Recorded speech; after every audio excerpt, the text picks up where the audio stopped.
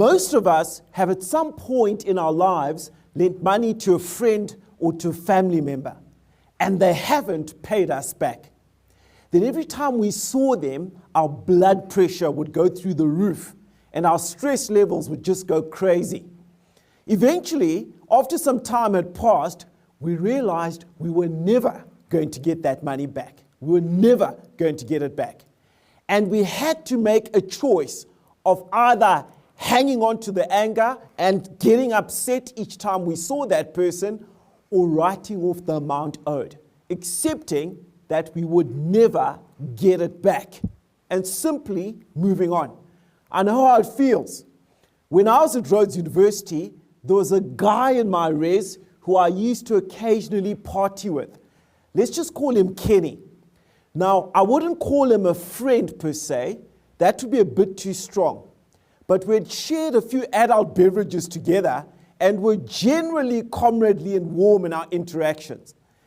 Now, I remember one cold winter's night in Grahamstown, around 8 p.m., I heard a knock on my door. It was Kenny, and he was looking all wounded and abandoned, like a little puppy. I can't even remember what sob story he told me, but in a nutshell, he urgently needed to borrow some dosh. I held out for probably an hour. Then I relented. And I remember saying this to Kenny. I told him this: I want my money by Friday. Not Saturday afternoon, not Sunday morning, Friday at 12 p.m. And you must come to me. I didn't come to you looking for this money. You must come and bring me my money.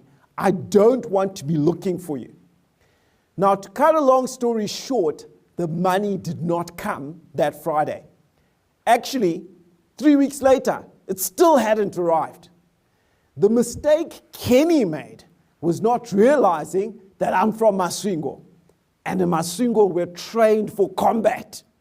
So I got my money back, but only after deploying some, shall we call them, unorthodox methods. Now, when banks and other financial institutions advance loans and other credit facilities to companies, the amounts are much larger. So the risk they are taking and their risk of loss is an order of magnitude that is much greater.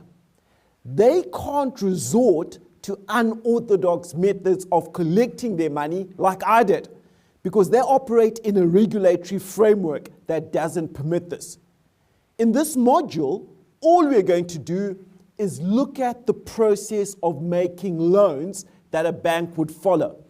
The systematic process of evaluating a company loan application, assessing the credit risk, and one of the key objectives of the bank in this process is to avoid companies and characters like Kenny.